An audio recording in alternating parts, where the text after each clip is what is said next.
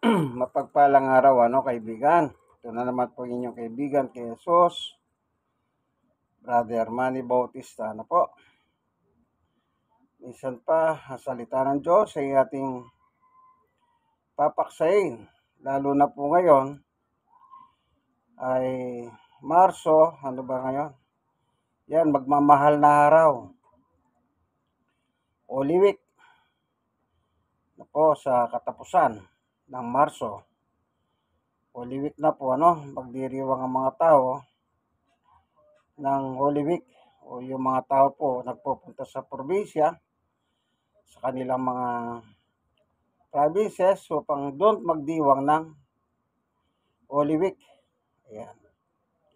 Po, kaya ngayon natin pong pag-aaralan isa-isa yung mga tungkol sa Holy Week. Po? Ito pong ginagamit kong Biblia. Ito. Magandang Balita, Catholic Edition. Yung po, sa Lucas, yung ating papaksain, po, yung sinabi ng ating Panginoong Yesus na yung 7 winika. Ngayon, pupunta po tayo dito sa isa. Doon sa unang winika. Po? Po? Nandito po sa Lucas 23.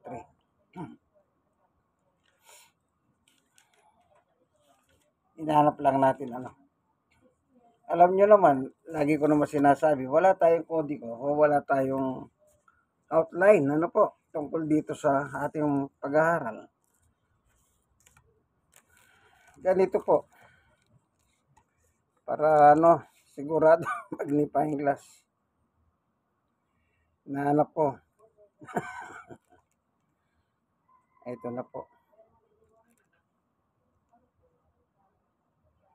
Ang title, si Jesus ipinako sa krus. Nasa Lucas chapter 23.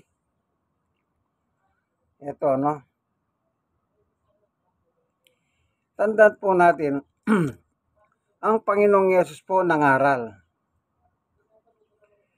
Pinadala ng Diyos dito sa lupa, isinugo, binigyan ng katawan, na ipinanganak naman ni Maria. Ang tinawag sa kanya, Jesus. Po, yung Kristo sinugo sa ating mundo para sa katubusan ng ating kasalanan. Ang pangalan ni Jesus. Ibig sabihin ng Jesus, manunubos. Ngayon, doon sa eksenang ito,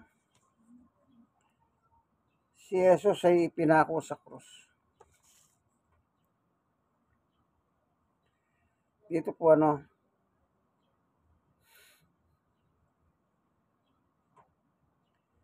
dito na po natin simulan sa 32. Lucas 23:32. May dalawa pang kriminal na inilabas ang mga kawal, upang patayin kasama si Kristo o si Jesus.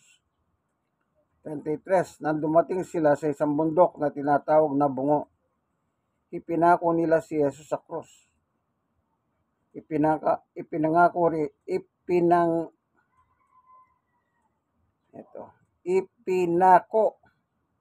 rin ang dalawang kriminal, isa sa kanyang kanan at isa sa kanyang kaliwa.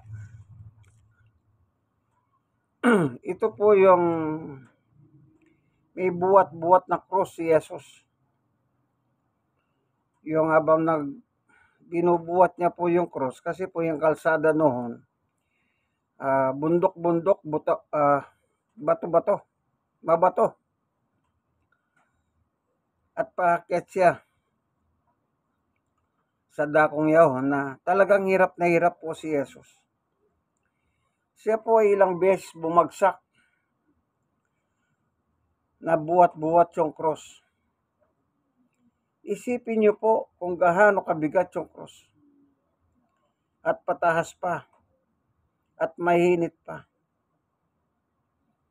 Nasa katawan tao si Jesus, kagaya natin. Kayo po, subukin nyo kayang magbuhat ng mabigat na habang naglalakad ka sa hindi magandang kalsada. Anong mararamdaman mo? Babagsak ka.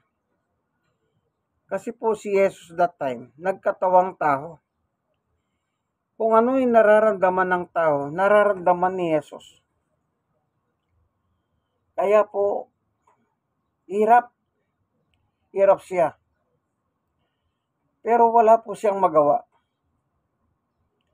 Kundi ang dapat mangyari talaga, kung po pwede lang, meron akong babasahin, dito po sa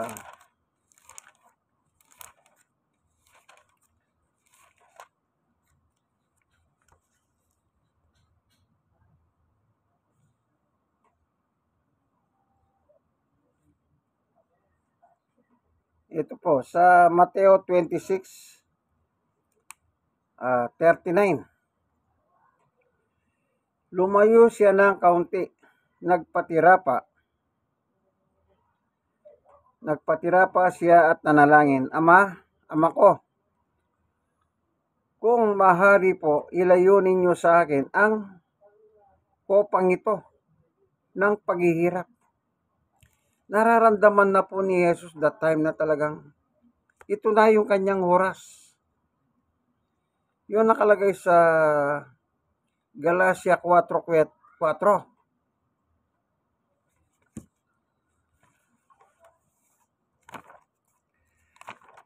Basahin natin,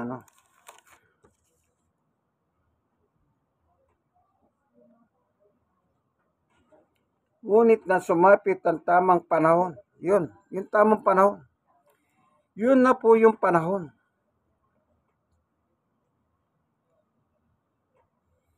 Anong sabi? Ngunit na sumapit na ang tamang panahon, isinugo ng Diyos sa kanyang anak na isinilang ng isang babae at namuhay sa ilalim ng kautusan, 5, upang palayain ng mga nasa ilalim ng kautusan at sa gayoy tayo may tuturing ng mga anak ng Diyos. Ayun. In due time, Galatia 4:4-5. Isinugo ng Diyos ang kanyang anak dito sa ating mundo na ipinanganak ng isang babae. Si Maria po yun. Ano po? Upang palayahin yung nasa ilalim ng kautusan, sabi po. Kaya, ang layunin, bakit isinugo si Jesus? Upang maghirap, magdusa, hanggang mamatay sa krus para sa kapatawaran ng ating mga kasalanan. Tayong mga tao, masama tayo. Hindi natin ginawa yung gusto ng Diyos, naging masama tayo.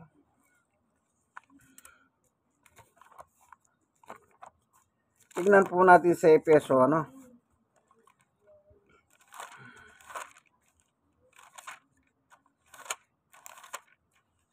Ang ganda ng paghalika sa atin, Ito.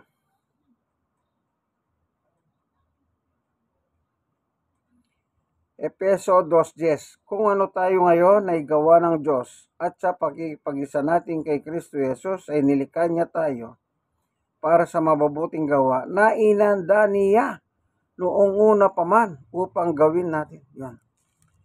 Inihandaan ng Diyos yung mabubuting gawa na dapat nating lakaran. Pero anong ginawa nating mga tao? Nilakaran natin yung masama. Imbis na sundin natin ang Diyos.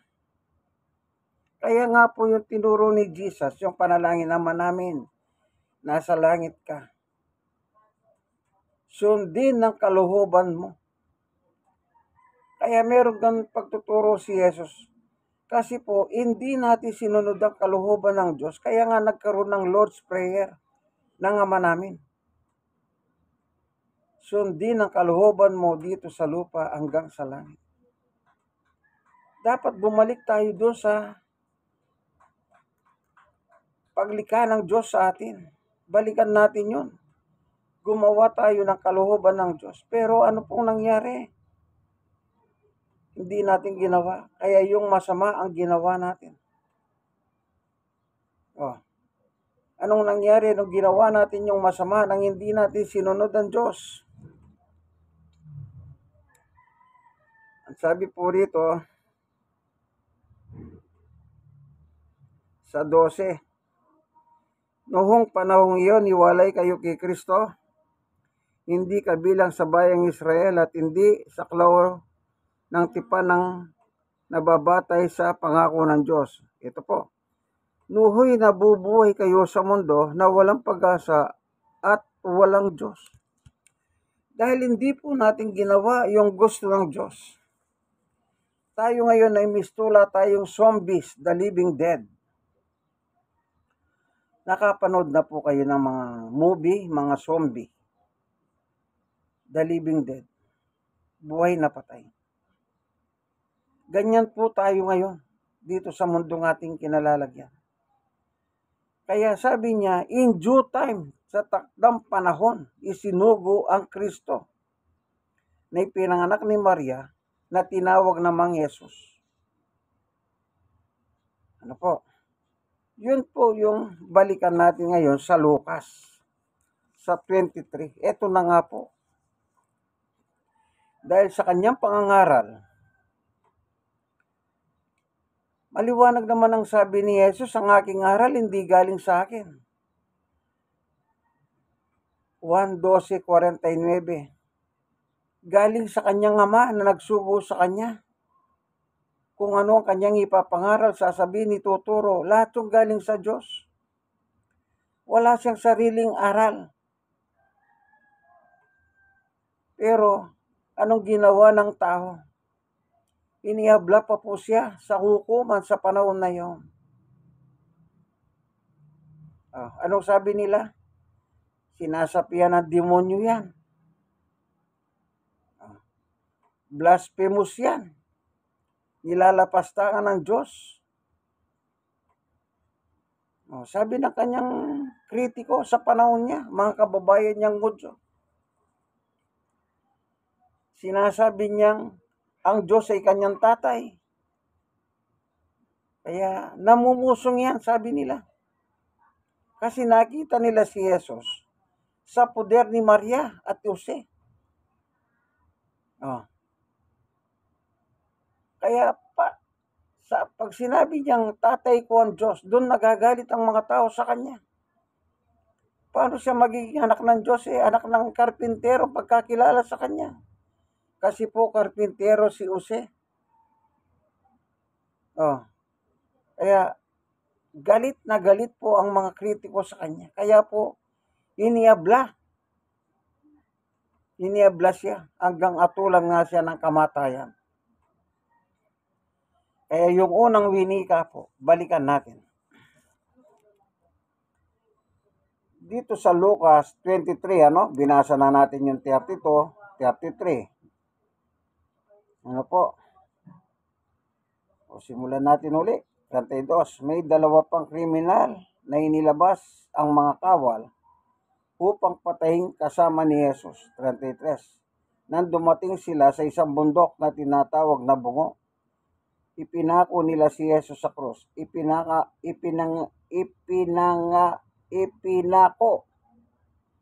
rin ang dalawang kriminal, isa sa kanyang kanan at sa kaliwa. 34. Sinabi ni Jesus, Ama, patawarin mo sila sapagkat hindi nila nalalaman ang kanilang ginagawa. Kita niyo po? Inatulan po siya ng kamatayan ng korte sa panahon nila. Korte ng Hudyo po yun. Tayo pa rin po ang iniisip ni Jesus. Anong sabi niya? Nang nakapako sa krus na si Jesus naghihirap, sinabi ni Jesus, Ama, tinawag niyang ama ang kanyang tatay. Yun po yung Diyos. Patawarin mo sila sapagkat hindi nila nalalaman ang kanilang ginagawa. Walang kahalaman ng tao. Kaya sabi ni Pablo, kung nalalaman nyo lamang sana kung sino si Jesus na ito, hindi nyo sana ipinako sa krus. Wala pong alam eh. Kaya sabi niya, hindi nila nalalaman ang kanilang mga ginagawa. Ano yun? Magbuhat ng isinugo ng Diyos dito sa lupa, kanyang anak, inakusahan na siya ng mga tao. Simula pa lang 12 anyos siya nang magturo na siya sa loob ng simbahan. Umuwi sila Maria o Jose, nakaligtahan nila, kulang ng isa, kanyang anak, wala si Jesus. Kaya binalikan po nila si Jesus sa templo.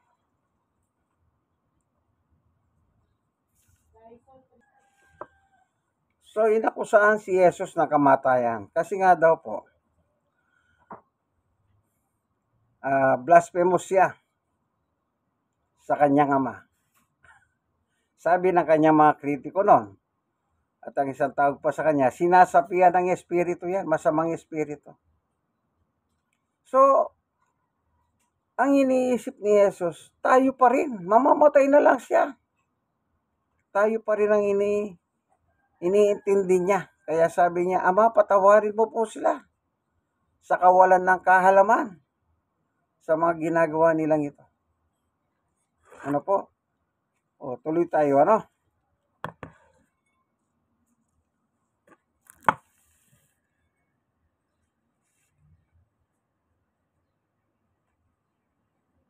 Nagpalabunutan ng mga kawal upang maghati-hatian ang kasuotan niya. 35.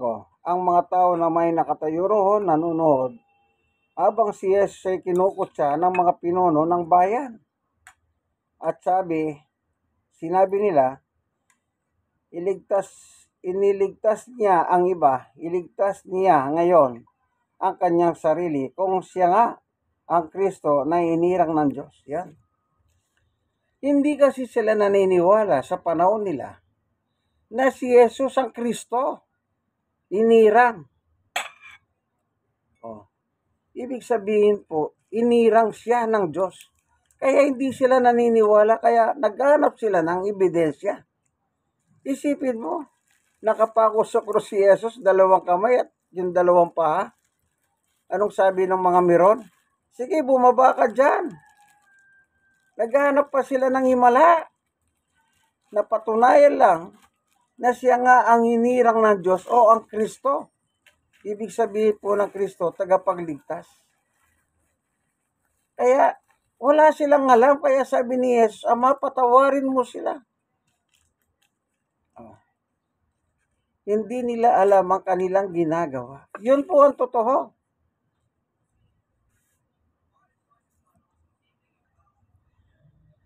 Tingnan niyo po ang pag-ibig ng Diyos, ano? Mamamatay na lang si Jesus, tayo pa rin ang iniintindi. Kung tawagin po yan, the greatest love of all. Kung merong magkantang greatest love of all, wala pong pinakamagandang greatest love of all, kundi ang pag-ibig ng Diyos sa Roma 5.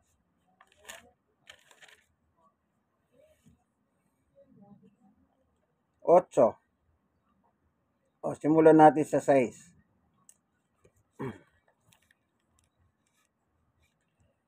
Roma 5:6.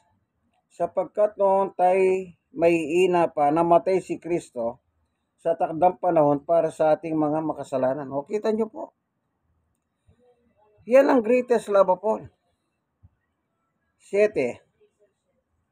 May hirap mangyaring ihalay ni naman ang kanyang buhay halang-halang sa isang taong matuwid.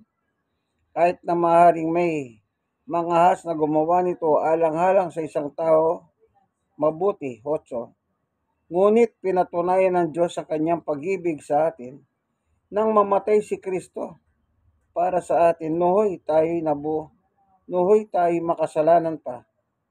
9. Yamang sa pamamagitan ng kanyang dugo, tayo ngayon ay napawalang sala, lalong tiyak na maliligtas tayo sa puot ng Diyos. Dati tayo mga kahaway ng Diyos, ngunit tinanggap na niya tayo bilang kaibigan sa pamamagitan ng pagkamatay ng kanyang anak. At dahil dito, tiyak na maliligtas tayo sapagkat si Kristo ay buhay. Ayun namatay siya dahil po sa kasalanan natin. Hindi siya namatay dahil sa kasalanan niya. Walang kasalanan si Jesus. Anak siya ng Diyos. Wala siyang kasalanan. Hindi gaya natin. Hindi natin sinunod ang kalooban ng Diyos. Ginawa natin yung kalooban ni Satanas. Kaya nagkawindang-windang ang tao. Kaya ang mga tao naging makasalanan. Kaya pinadala si Jesus para mapatawad tayo. Yun ang sabi ni Pablo. Ipinako siya sa krus. Siya nagdusa, naghirap. Alang-alang sa atin. Yan ang greatest love of all. Dakilang pag-ibig ng Diyos sa mga tao. Yung kantang greatest love of all, tungkol lang po sa magsingirog yun.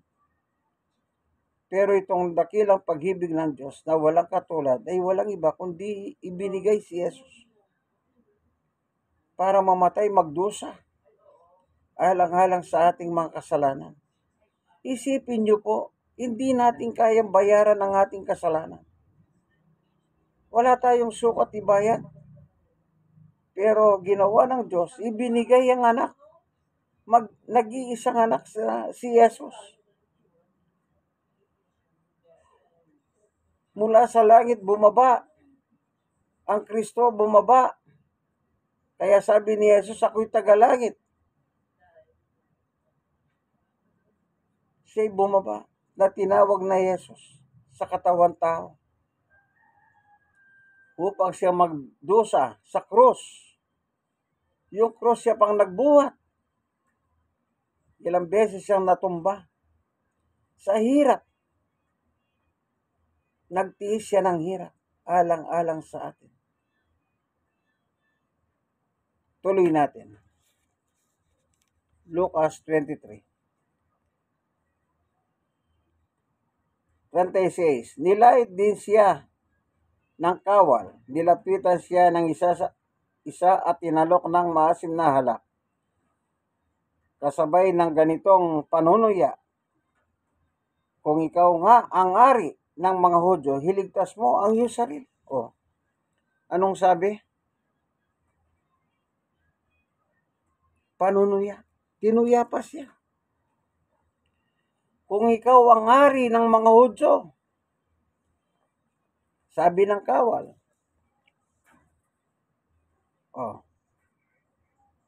Anong sabi niya?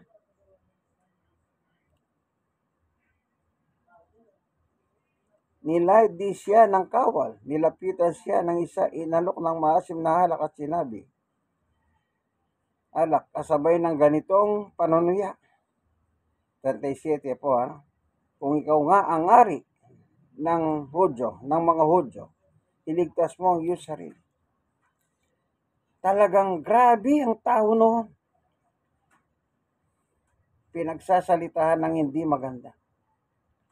Pero ganun pa man, tayo pa rin ang iniintindi ni Jesus. Ama, patawarin mo sila.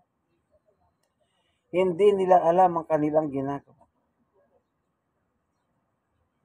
Talagang mahal tayo ng Diyos, kaibigan.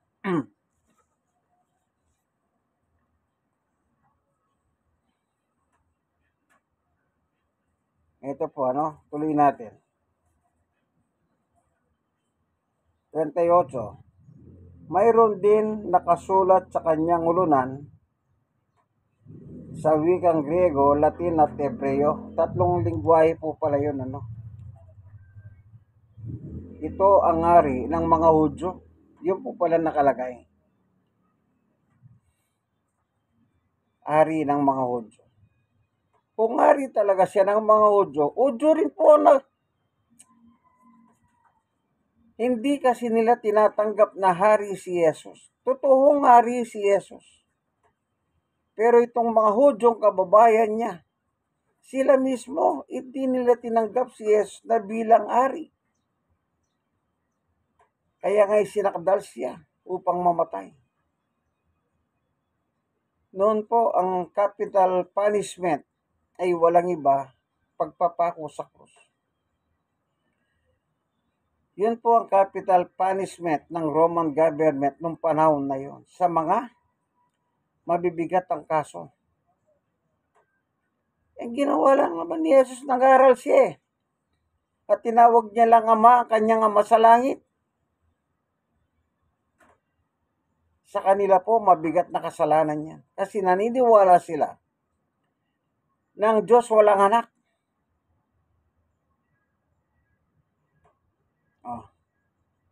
Kaya sa kanila, mabigat na kasalanan na tinatawag niyang Diyos ang kanyang Ama. Tingnan natin dito sa 5:17 at 18.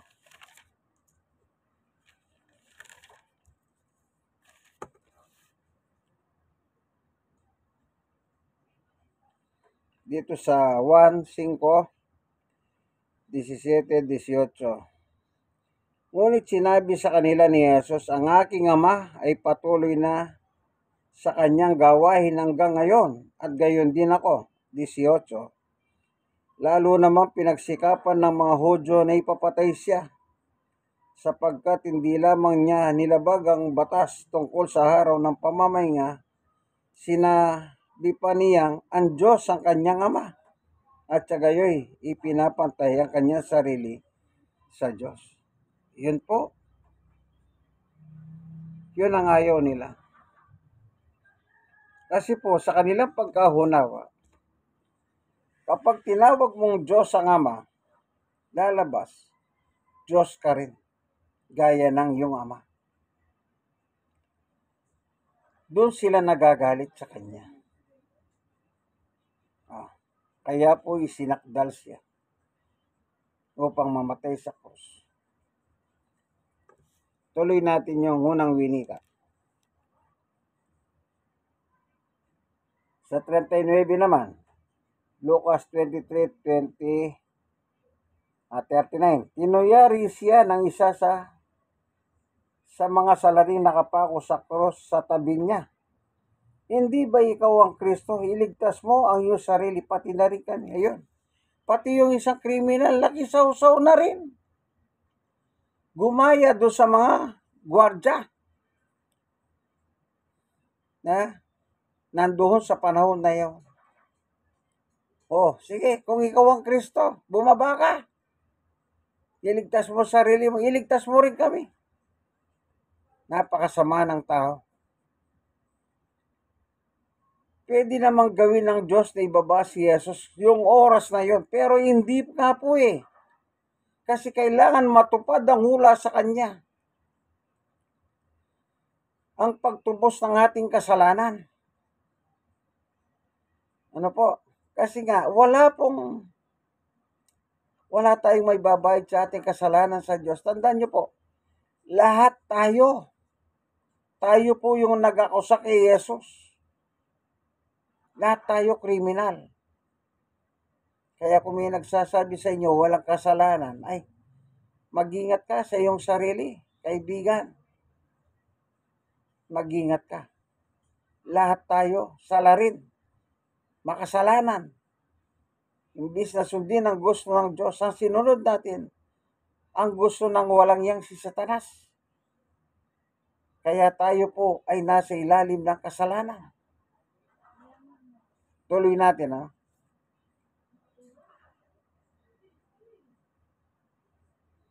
40. Ngunit pinagsabihan naman ito ng kanyang kasama, yung isa nakapako, wala ka bang takot sa Diyos? Ikaw ay pinaparusahan din tulad niya. Yun, nagsalita yung isa nakapako. Hindi nakapagtiis siguro yan. Mula doon sa mga tao sa baba na nakatingin sa kanya, yung mga gwardya, pati yung isang kriminal na kasama niya, na nilalait, tinutuya si Jesus, hindi na nakapagpigil. Nagsalita na rin siya. pinagsalitahan niya yung kasama niyang kriminal. Pareho tayo pinarusahan kasi masama tayo. Pero, tuloy natin. 41. Tama lamang na tayo parusahan ng ganito, yung pagkapako sa cross, dahil sa ating ginawa. Ngunit, ang taong ito'y tinutukoy niya si Jesus, walang ginawang masama. 42. At sinabi pa nito, Jesus, alalahanin mo ako kapag naghahari ka na. Ayun, ano sabi ng isa? Dapat lang na tayo parusahan ng kamatayan kasi walang niya tayong tao. Capital punishment talagang parusa sa kanila.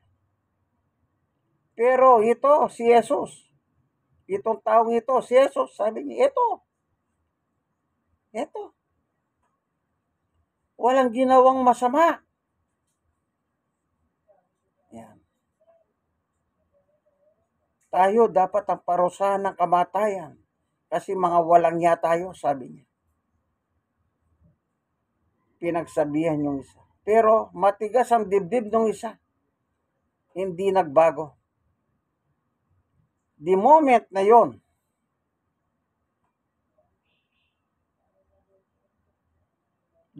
na yon, anong sabi ni Jesus? Oo, isasama kita ngayon sa paraiso. Sa uling sandali nung isa, nag-confess na siya.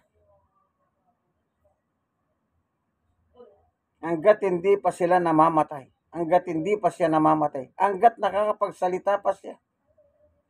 So, tinanggap ni Jesus ang kanyang confession. Na anong confession niya? Tama lang na tayo parusahan.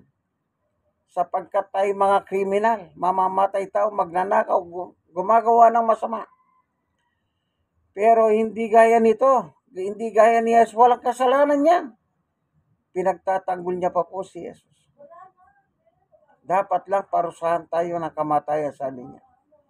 Kaya sabi niya, Jesus, alalahanin mo ako kapag naghahari ka na. Naniniwala siya, si Jesus ay hari. Kapag nag-aari ka na, in the future, mag-aari si Jesus. Anong sagot ng Panginoon sa kanya? Ngayon din, isasama kita sa paraiso. Yung paraiso po, dako ng happiness. Happiness. Kaya yung unang winika ni Jesus, ito po yung unang winika niya. Ama, patawarin mo sila. Salamat po, Panginoon Diyos. Pinadala mo ang iyong bugtong na anak na si Jesus upang kami po ay salba sa tiyak na kapahamakan sa apoy ng impyerno. Pinadala mo ang iyong anak na si Kristo na siyang nagkatawang tao na tinatawag na Jesus upang magdusa, maghirap hanggang mamatay sa itaas ng krus. Kasi nakita mo po, Ama, hindi namin kayang bayaran ang aming kasalanan sa iyo. Kaya ikaw pa rin ang gumawa ng paraan. Ang iyong anak ang iyong pinadala. Salamat po, Panginoon Diyos. Panginoon Diyos, salamat po sa iyong dakilang pag-ibig. Salamat sa iyong pagmamahal sa amin, na minahal mo kami sa kabila ng kami mga makasalanan. Salamat po, Panginoon Diyos. Buksan mo po ang mga puso ng mga taong nanonood ng bidyong ito, na kung hindi pa nila sinusuko ang buhay nila kay Jesus, isuko na nila. Amang banal namin Diyos na makapangyarihan sa lahat. Abutin mo po ang mga may kabigatan sa buhay, yung paghahanin, O Diyos. Kung meron mga may sakit, yung pagalingin sila. Maraming salamat po sa iyo, Ma, sa ngalan ni Jesus. Amen. Unang winika, Ama, patawarin mo sila. Kaibigan, isa lang. Like and share and subscribe now na. Alam niyo po, yung mag-like and share ka ng Word of God, maganda yan. Sana po, i-share nyo nang i-share. I-share nyo nang i-share. Kayo nasisharean, i-share nyo rin sa iba. Ito po ang inyong kaibigan kay Jesus, Brother Manny Bautista. Nasa programa tayo ay ang tunay na pagbubunyag ng katotohanan o salita ng Diyos ayon sa Biblia. Po, tandaan niyo po, mahal tayo ng Diyos. Kaya nga po binigay ang Kristo, nagkatawan tao, para siyang maghirap at magdusa, mamatay sa ibabaw ng krus. Hanggang dito na lamang kaibigan. God bless us all po. Ano? Sana po meron kayong napulot, meron kayong natutunan sa ating munting video. Nakita nyo naman po, ano? Ang ginagamit ko, Magandang Balita Biblia, Catholic Edition. Kung ano po yung nakasulat, siya lamang po ang ating binasa. Wala po tayong dinagdag na kwento. Apo, wala. Wala rin tayong binawas. Kasi po may mga tao na kinikritiko nila ang mga Biblia. Kayo pong bahala. Nasa inyo po yan. Buhay ninyo yan. Bye-bye.